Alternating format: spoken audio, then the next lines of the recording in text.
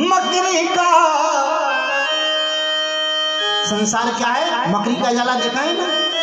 मकड़ी का जाला, मकड़ी अपने भूनती और स्वयं अपने आप में फिर उसे निकल जाती है। तो संसार जो है ये भी भगवान का मकर जाल है। भगवान श्री कृष्ण ही एक को हम बहुत श्याम प्रजायन जो संकल्प करते हैं तो स्वयं परमात्मा ही संसार के रूप में प्रकट हो जाता है और फिर महाप्रलय में वही परमात्मा सारे संसार को अपने आप में विलीन कर लेता है। आनंदादेव खलिमानि भूतानि जायन्ते, वेदांत कहता है आनंद में जातानि जीवंती और आनंदमय प्रत्यभिसंति। वो आनंद में ब्रह्म अपने आप को ही प्रतिरूप में हम सब के रूप में प्रकट करता है, संसार में खेलता है और फिर सारे संसार को अपने आप में आत्मसात कर लेता है। तो कवि कहता है बोले संसार को तूने मकड़ी का जाला बना दिया, वसुदेव सुत को नंद का लाला बना दिया, वसुदेव सुत को नंद का लाला बना दिया।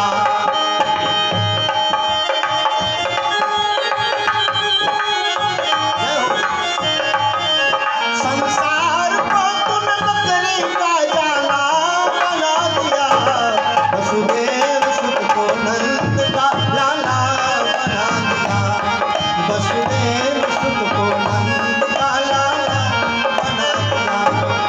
जे हल में आके जन्मे बेड़ी कटाए छन में, जे हल में आके जन्मे बेड़ी कटाए छन में, लोहा गला के मोम का ताला बना दिया, लोहा गला के मोम का ताला बना दिया, वसुदेव सुत को नंद का लाला बना दिया, वसुदेव सुत को नंद का लाला बना दिया। भगवान श्री कृष्ण की लीला बड़ी अद्भुत में संघर्ष की चर्चा कर रहा था और वास्तव में हमारे जीवन में भी वो चमत्कार आ सकता है, वो ज्योति आ सकती है, वो ज्ञान आ सकता है, वो प्रकाश आ सकता है, भगवत्ता आ सकती है अगर हम श्री कृष्ण के जैसे जीवन में संघर्ष शुरू करें। अभी नंदोत्सव हो ही रहा था आनंद भवन में, रोज कोई न कोई उत्सव मनाती है माँ यशोदा। छठा दिन था भगवान के जन्म का और भगवान श्री कृष्ण का यहीं से संघर्ष शुरू हो गया। एक पुतना नाम की राक्षसी आई है, बढ़िया सुंदर रूप बना करके, बालकनी रुधिरासना रुधिरपान करती है, बालकों को खाती है, बढ़िया सुंदर रूप बना करके आई है नंद भवन में। क्या बात है, उसके रूप को देख करके लक्ष्मी भी एक बार अपने आप स्वरूप भूल जाए, इतनी सुंदर बन करके आई है। एक बात और यहाँ संकेत मिलती है, सूत्र के रूप में भागवतकार ने संदेश दिया है, याद रखना परमात्मा के चरणों में अगर जाना है तो तेरा जो भी स्वरूप है, तो कामी है, क्रोधी है, लोभी है, पापी है, अपराधी है, दुष्ट है, दुराचारी है, चाहे तो जो है, मानव के जीवन में ये सब होना स्वाभाविक है, कोई आश्चर्य की बात नहीं है। हमारे गुरुदेव कहा करते हैं मन की और पानी की गति बराबर नीचे की होती है। अगर कोई व्यक्ति दुराचारी हो जाए तो आश्चर्य की बात नहीं है, अगर कोई व्यक्ति चोर हो जाए तो कोई आश्चर्य की बात नहीं है, व्यक्ति बेईमान हो जाए कोई आश्चर्य की बात नहीं है, व्यक्ति हत्यारा बन जाए तो आश्चर्य की बात नहीं है। आश्चर्य की बात तो तब होगी जब वो व्यक्ति अपने जीवन को साधना में लगा दे, व्यक्ति अपने जीवन को भजन में लगा दे, आश्चर्य की बात तब होगी। तो स्वभाव था उसको, स्वाभाविकता ही उतना सुंदर रूप बना करके गई है। भगवान कहते हैं कि मेरे चरण में अगर आना है तो तू जो है जैसा ही है वैसा ही बन करके आ जा, मैं तुम्हें स्वीकार कर लूंगा। लेकिन बनावटीपन भगवान को स्वीकार नहीं है, बन करके कभी मत जाना। गोस्वामी जी महाराज तो हौले रामायण में बात कहते हैं, बोले बचन बेसते जे बने, बचन बेसते जे बने, ते बिगड़े परिणाम, तुलसी मन से जे बने, तो बनी बनाई राम, बनी बनाई राम। वचन से और वेश से तो हम खूब सुंदर बन जाते हैं, वेश भी सुंदर बना लेते हैं, मीठी मीठी वाणी भी बोलने लग जाते हैं, लेकिन हृदय सही नहीं हुआ, मन पवित्र नहीं हुआ, आचरण पवित्र नहीं हुआ, तो भगवान ऐसे व्यक्ति को स्वीकार नहीं करते। ऐसे व्यक्ति की वही गति होती है जो पूतना की हुई। उतना सुंदर बन करके गई माँ यशोदा तो अपने घर के कार्य में लगी थी, कन्हैया की सेवा में लगी थी। पुतना ने कहा, बहन यशोदा। बोले हाँ। बोले ऐसे क्या देख रही है, मुझे नहीं पहचाना? यशोदा जी ने कहा, नहीं तुम्हें तो नहीं पहचान रही हूँ, मेरे गोकुल की तो लगती नहीं है। अरे बोले इसी पर 84 कोस में गांव है, फलाना गांव, उस गांव की मैं रहने वाली हूँ। और यशोदा तो क्या पहचाने, मैं तेरी बहन हूँ। यशोदा जी ने कहा, मेरी बहन मैं नहीं जानता। यशोदा जी को लगा, अच्छा यशोदा जी के नाम का अर्थ जानते क्या? यशः ददाति यस्य असः यशोदा। यशोदा जी के तपस्या का प्रभाव है, उनके जीवन के भजन का प्रभाव है कि श्री कृष्ण उनके बालक बन करके आए हैं, उनके पुत्र बन करके आए हैं। लेकिन यशोदा जी कभी ये नहीं कहती कि मेरी साधना का फल मुझे प्राप्त हुआ है। पूरे ब्रजवासियों को, गोकुल वासियों को कहती है यशोदा जी कि ये सब आप सबों के पुण्य का प्रताप है, वरना मुझे 60 वर्ष की अवस्था में भला बेटा कहाँ होना था। तो जो दूसरों को यश प्रदान करे उसका नाम यशोदा है। हम लोगों के जीवन की ही विडंबना है कि अगर थोड़ी सी यश की प्राप्ति हो गई, थोड़ा सा हमें वैभव मिल गया, तो हम सब कहते हैं कि मेरे परिश्रम का परिणाम है। लेकिन सच तो यह है कि तुम कितना भी परिश्रम कर लो, अगर बुजुर्गों का आशीर्वाद नहीं होगा, अच्छे लोगों की मंगल कामनाएं आपके साथ नहीं होगी, तो शायद आप अपने जीवन में सफल नहीं हो सकते। भगवती यशोदा को लगा, कहती है बहन तो होगी कोई बहन, ज्यादा पूछूंगी तो शायद इसको कष्ट हो जाएगा। यशोदा जी ने कहा, अच्छा आओ बहन आओ। तो भी आई तेरा स्वागत है। बोले हाँ हाँ मैं बधाइयाँ देने आई हूँ। कहाँ है लाला, तेरा कृष्ण कहाँ है? यशोदा जी ने कहा, अब भी अभी स्नान करा के, दुग्ध पान करा के और पालने में सुलाई हूँ, जाओ देख करके लौटाना, जगाना। हाँ हाँ बिल्कुल, मुझे क्या मतलब है, मैं तो देखने आई हूँ, बधाइयाँ देने आई हूँ। पूतना गई है भगवान कृष्ण के पास। भागवतकार कहते हैं कि जब पूतना की भगवान के पास पहुंची तो भगवान ने अपनी आंखें बंद कर ली। अब प्रश्न होता है कि पूतना जब भगवान के पास पहुंची तो भगवान ने आंखें क्यों बंद की है? इसके 108 भाव संतों ने दिए। 2-4 बातें मैं बता करके आगे बढ़ूंगा। पहली बात तो ये, भगवान श्री कृष्ण को लगा कि है राक्षसी, पूतना बालघातनी। पूतना का अर्थ ही होता है, पूत माने होता है पवित्र, और ना माने नहीं।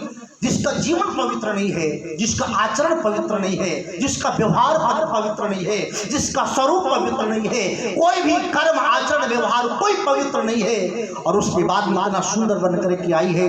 भगवान कृष्ण ने आंखें बंद कर ली कि याद रखना, मेरे पास अगर आना है तो तू जो है वही आजा, मैं स्वीकार कर लूंगा, लेकिन अगर बन करके आए तो मैं तुम्हें देखना भी पसंद नहीं करूंगा। भगवान ने इसलिए आंखें बंद कर ली। दूसरे संत ने कहा नहीं, भगवान ने इसलिए आंखें नहीं बंद की, भगवान ने आंख इसलिए बंद की कि आंख बंद करके मानो भगवान मंगलाचरण कर रहे थे। काहे का मंगलाचरण कर रहे थे? भगवान कृष्ण को लगा कि जी इसके लिए मेरा अवतार हुआ है। किसके लिए? बोले यदा यदा हि धर्मस्य ग्लानिर्भवति भारत अभ्युत्थानम धर्मस्य तदात्मानं सृजाम्यहम् परित्राणाय साधूनां विनाशाय च दुष्कृतां धर्म संस्थापनार्थाय संभवामि युगे युगे। इन राक्षसों के विनाश के लिए भगवान का अवतार हुआ। तो भगवान को लगा कि राक्षसों का विनाश करने के लिए मेरा अवतार हुआ है, तो राक्षस तो नहीं आया, राक्षसी आ गई है, लेकिन मारूंगा तो इससे जरूर, छोड़ूंगा तो नहीं। तो जिस कार्य के लिए मेरा अवतार हुआ है उस कार्य का मंगलाचरण करने जा रहा हूँ। तो मंगलाचरण जब भी व्यक्ति कोई करता है तो आंखें बंद करके ही करता है, इसीलिए भगवान ने आंखें बंद कर दी। दूसरे संत ने कहा नहीं, भगवान इसलिए आंखें बंद नहीं की, भगवान इसलिए आंखें बंद की कि हम लोग स्वस्ति वाचन में सुनते हैं पंडित आचार्य जी के द्वारा, उस स्वस्ति वाचन में एक सूत्र आता है, एक मंत्र आता है, भद्रम करणे भी सूर्याम भद्र पश्य माक्ष भ्रजत्राहा। अर्थात इस आंख से भद्र पुरुष का, अर्थात जो अच्छा महापुरुष हो, कल्याण पुरुष हो, जिसका आचरण अच्छा हो, स्वरूप अच्छा हो, जो भजनानंदी हो, जिसका व्यवहार अच्छा हो, ऐसे व्यक्ति का सवेरे सवेरे दर्शन करना चाहिए, न कि किसी राक्षस का दर्शन करना चाहिए। क्यों? क्योंकि अगर सवेरे सवेरे कोई राक्षस दिख गया ना तो पूरा दिन खराब हो जाता है। कभी कभी हम लोग कहीं जा रहे हों और कोई ऐसा व्यक्ति सामने आ गया जो न देखना चाहे जिसे, और दिन जिस कार्य के लिए गए थे कार्य भी नहीं हुआ, दिन भर न भोजन से न पानी से मुलाकात हुई, तो शाम को लौट के आते हैं तो हम लोग क्या कहते हैं, लगता है कोई आज अच्छा आदमी दिखाई नहीं पड़ा था, न जाने किसका मुंह देख लिया था, जो कामों नहीं हुआ, दिन भर भोजन पानी भी नहीं मिला, है ना।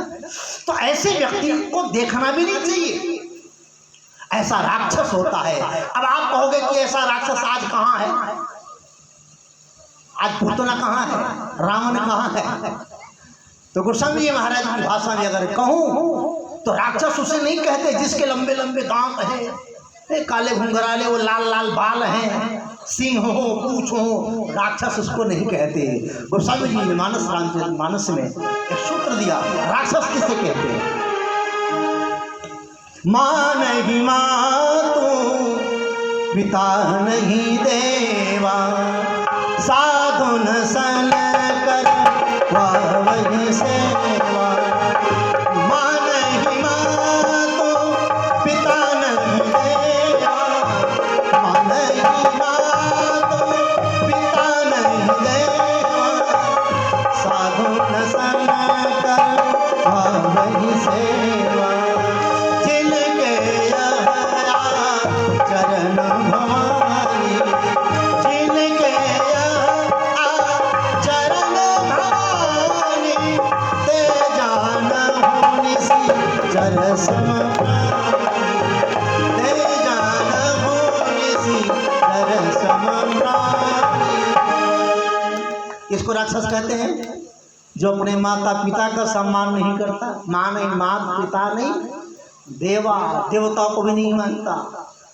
आजकल कुछ ऐसे लोग हैं जो हमारे देवताओं को गाली देते हैं। अब मैं किसी पंथ संप्रदाय का नाम नहीं लूँगा, आप सब जानते हैं, है ना। प्रतिवर्ष यहाँ कथा होती है और बहुत अच्छे लोग हैं यहाँ। हमारे सम्मानीय आदरणीय बुजुर्ग श्री शोभनाथ सिंह जी कह रहे थे कि खूजी कला में ऐसी कोई कला नहीं है जो कला यहाँ ना हो।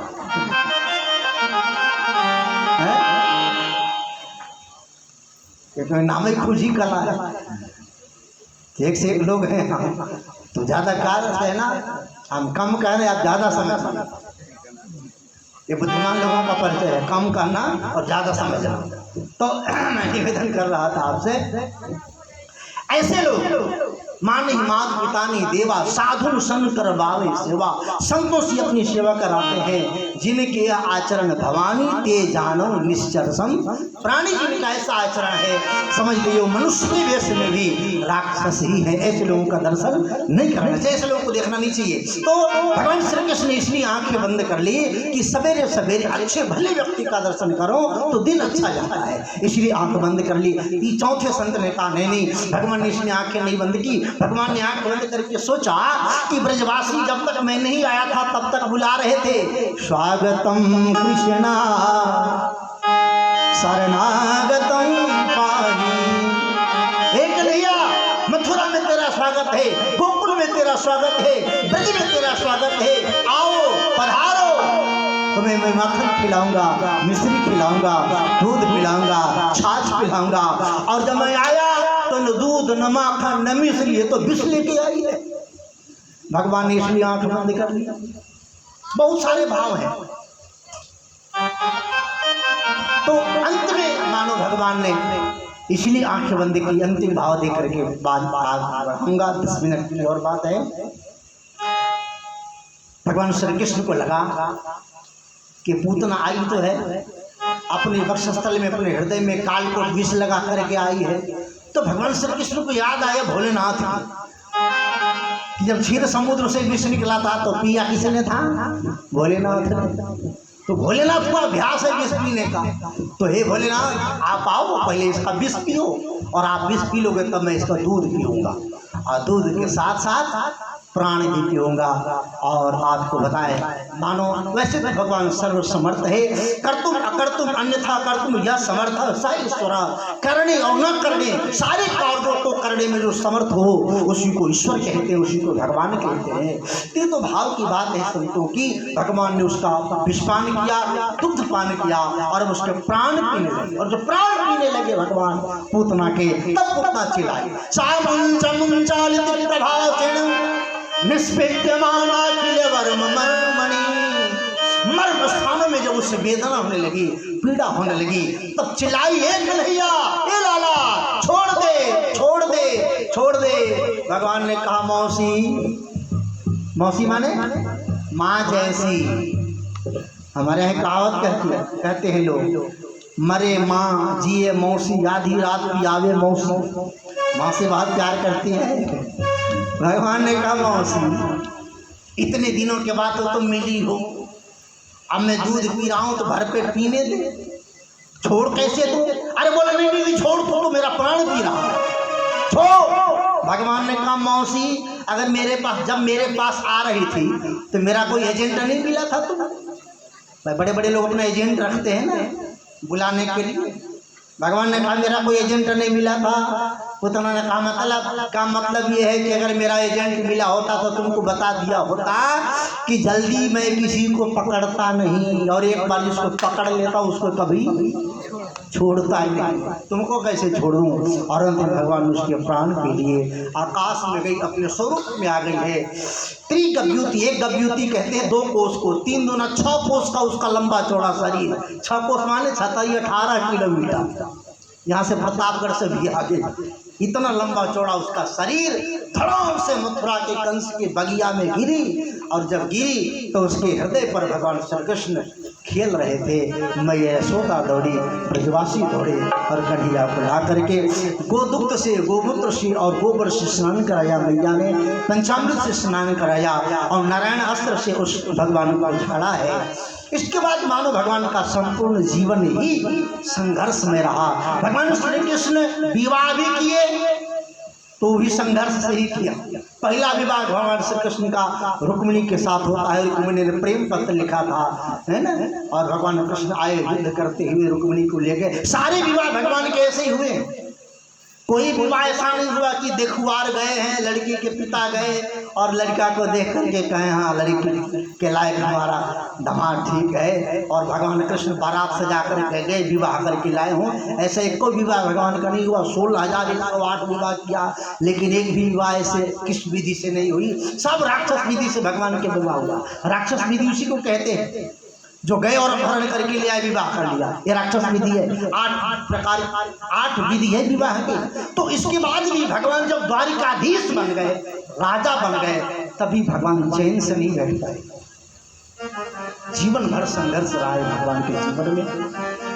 द्वारिकाधीश बनने के बाद भी काशी नरेश, पौंड्रक, जामुन का नाम का राक्षस था।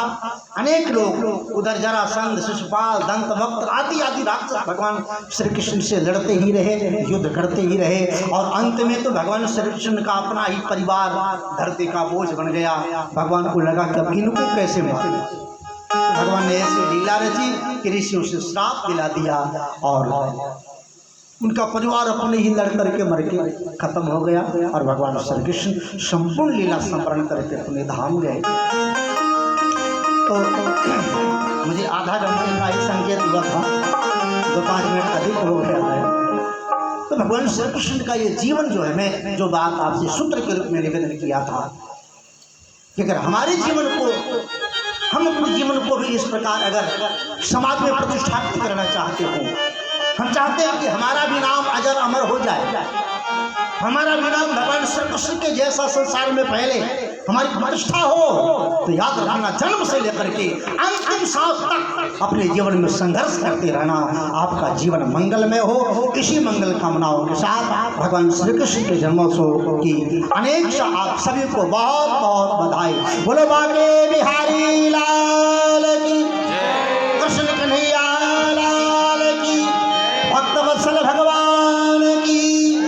आइए भगवान नाम संकीर्तन।